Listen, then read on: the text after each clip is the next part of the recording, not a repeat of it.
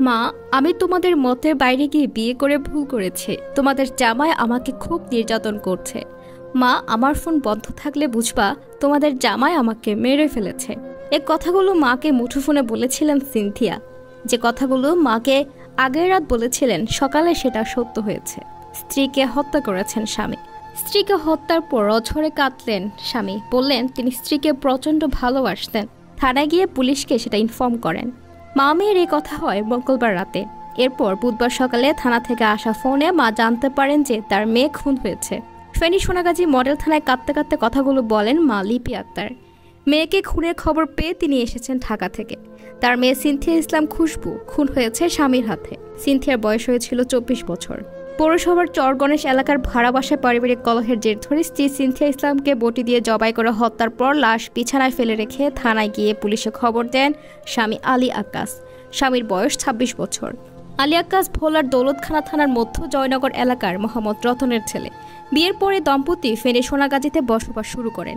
সিনথিয়ার মা লিপি আক্তার বলেন, পরিবারের অমতে সিনথিয়া আক্কাসকে বিয়ে করে। প্রথমে মেনে নিতে কষ্ট হয়েছিল। কিছুদিন পর আমরা তাদের ঢাকার বাসায় আসতে বলি। যাবে বলে আর যাওয়া হয়নি। কিছুদিন ধরে আলী আক্কাস ব্যবসা করার জন্য সিনথিয়ার মাধ্যমে টাকা চাইতে থাকে। আমরা বলেছি তোমরা ঢাকায় চলে আসো, এরপর টাকা দেওয়া হবে। কিন্তু ঢাকায় না গিয়ে আক্কাস সিনথিয়াকে টাকার জন্য চাপ দিতে থাকে। মঙ্গলবার দিবাগত রাত 2টার পর সিনথিয়া আমাকে বারবার ফোন দিতে থাকে। ফোন ধরার পর সিনথিয়া জানায় যে আক্কাস তাকে টাকার জন্য প্রচণ্ড মারধর করছে। এরপর রাত 3:30টার দিকে মেয়ে আবারও ফোন দিয়ে বলে, মা, আমার ফোন বন্ধ থাকলে বুঝবা তোমাদের জামাই আমাকে মেরে ফেলেছে।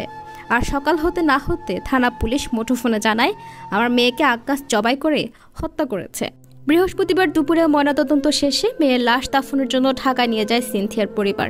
এ ঘটনায় সিনথিয়ার মা বাদী হয়ে আলী আক্কাসকে আসামি করে রাতে থানায় একটি হত্যা মামলা দায়ের করেন।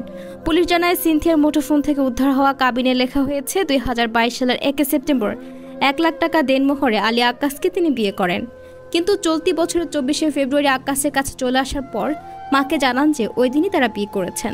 আক্কাস মূলত ফেরি করে জিনিসপত্র বিক্রি করে সংসার চালাতেন। মামলা তদন্ত কর্মকর্তা উপপরিদর্শক শৈবল বড়ুয়া বলেন, দুপুরে সিনথিয়া হত্যা মামলায় গ্রেফতার আলী আক্কাসকে ফেনীর সিনিয়র জুডিশিয়াল ম্যাজিস্ট্রেট শেখ আজিকুর রহমানের আদালতে হাজির করা হয়। সেখানে আক্কাস হত্যাকাণ্ডের বর্ণনা দিয়ে নিজের দায় স্বীকার করে জবানবন্দি দিয়েছেন। পরে আদালতের নির্দেশে তাকে ফেনী কারাগারে পাঠানো হয়।